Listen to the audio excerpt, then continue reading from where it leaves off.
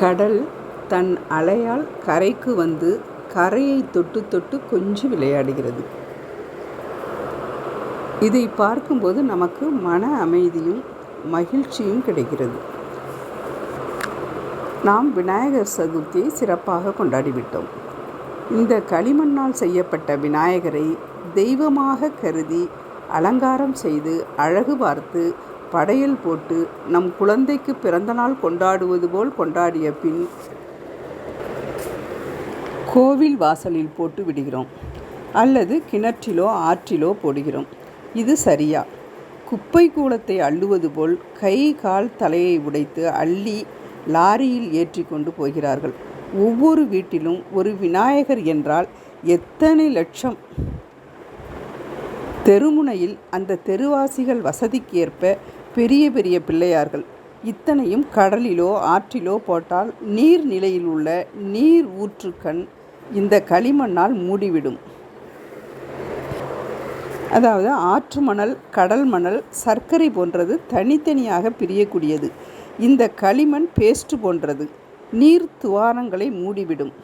களிமண் கரைய கரைய நீரும் மாசுபடும். நல்ல நீரை அசுத்தப்படுத்தலாமா?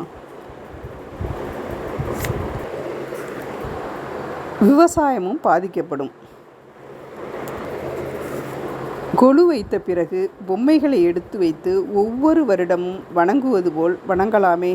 பஞ்சபூதங்களில் ஒன்றான நிலத்தை பிளாஸ்டிக் கழிவுகளால் நிரப்பி இப்பொழுது விழிப்புணர்வு ஏற்பட்டு பல வழிகளில் முயற்சி செய்து பூமியை காப்பாற்றி வருகிறோம். அதே போல நீரின்றி வருங்கால சமுதாயம் வாழ முடியுமா? கடலிலும் ஆற்றிலும் உள்ள நீரை உறிஞ்சித்தானே, அதாவது உள்வாங்கி ஆகாயம் மழையாக பொழிகிறது. இது சிந்திக்கும் தருணம். நீர்நிலையை பாதுகாக்க வேண்டிய தருணத்தில் உள்ளோம். என்னை வணங்கிய பிறகு நீர்நிலையில் போட்டு நீரை மாசுபடுத்துங்கள் என்று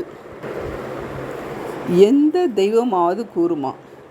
ஐம்பூதங்களாகிய நீர், நிலம், ஆகாயம், காற்று, நெருப்பு நம் உயிர் வாழ்வதற்கு தேவையான இந்த சொர்க்கத்தை நாம் அசுத்தப்படுத்தலாமா? இவை அனைத்தும் பல கோடி பலன்களை நமக்கு தருகிறது. அதை மாசுபடுத்தலாமா? மனிதர்களாகிய நாம் சிந்திக்கும் தருவாயில் உள்ளோம்.